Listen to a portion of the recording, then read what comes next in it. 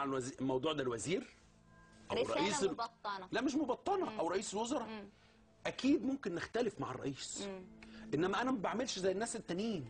يعني مثلا ما اتكلمش يعني في ذوق في التعاطي مع هذا الرجل، وهذا الرجل قياده تاريخيه. يعني مش هيجي خلاص دي اخر، انت عارفه في العالم العربي دايما يقول لك قيادات تاريخيه، دي اخر قياده تاريخيه في مصر.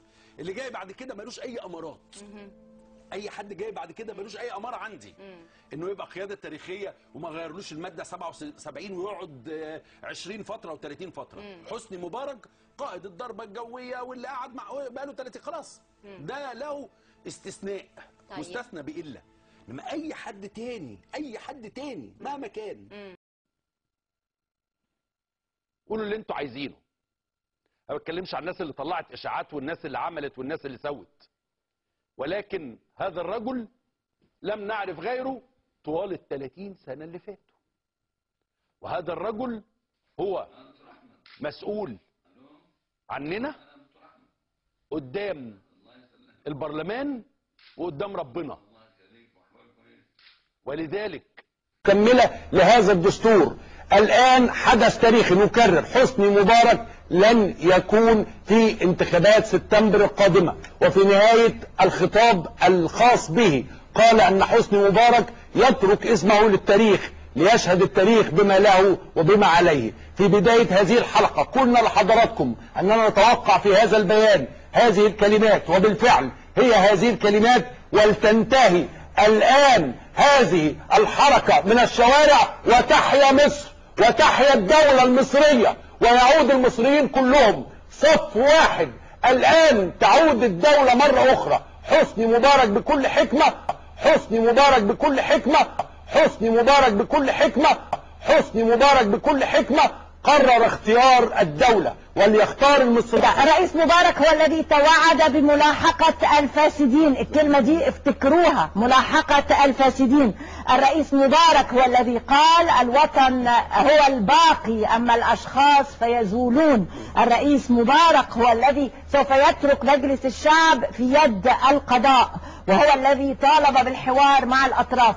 أظن يا جماعة كل اللي طلب في الأسبوع اللي فات تحقق. لم يكن مصري أو عربي أو مواطن في العالم يتوقع أن يحدث هذا في مصر في 7 أيام، وأن يأتي الرئيس في اليوم السابع ويقول أنه لم يكن طالب سلطة أو جاه، ويقول أنه لم يكن ينتوي الترشح في الانتخابات القادمة، ويقول أن الأهم هو الوطن. الآن يا جماعة لو اشتغلنا من هنا ل10 سنين قدام عشان نرجع زي ما كنا من 7 أيام هيبقى عندنا مشكلة.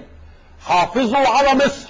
هذا الرجل قرر أن يتحمل المسؤولية ويرحل، قرر أن هو يحافظ على هذا الوطن بعد 30 سنة خدمة، سواء كنتوا معاه أو كنتوا ضده. أنتم تعلموا من يتحدث معكم.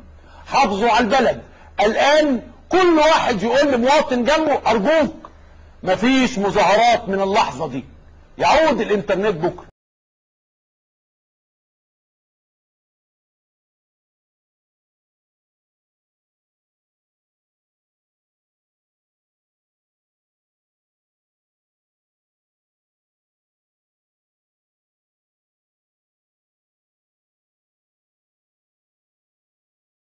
احنا كنا في عصر اسود ومهبب.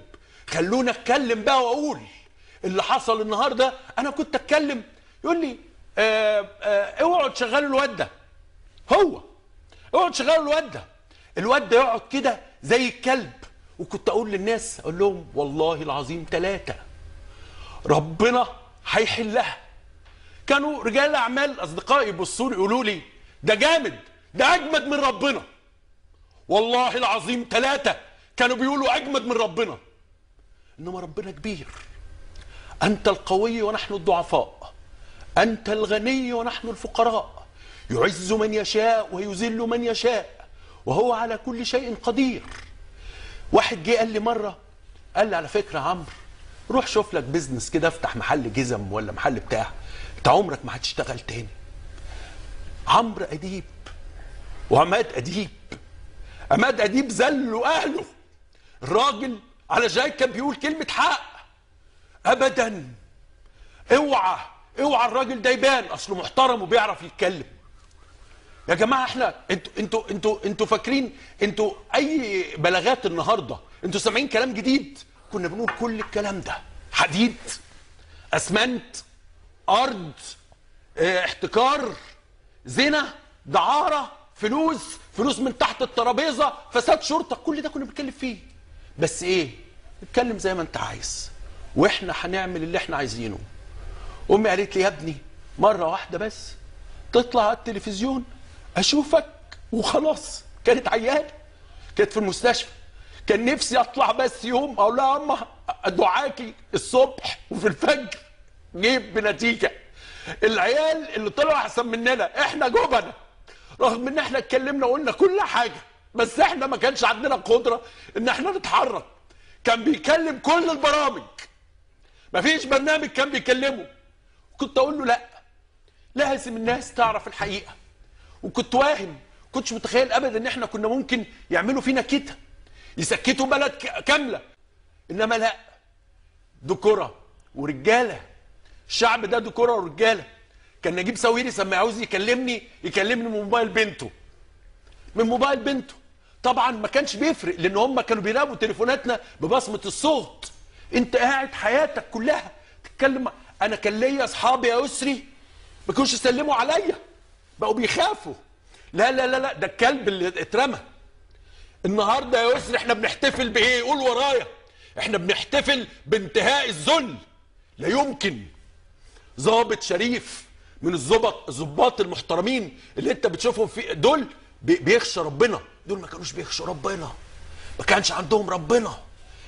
ايدينا ورمت يا جماعه. احنا 300 اسره وبنشتغل ومحطه. ده احنا لمينا للبلد في يوم وليله 30 مليون جنيه.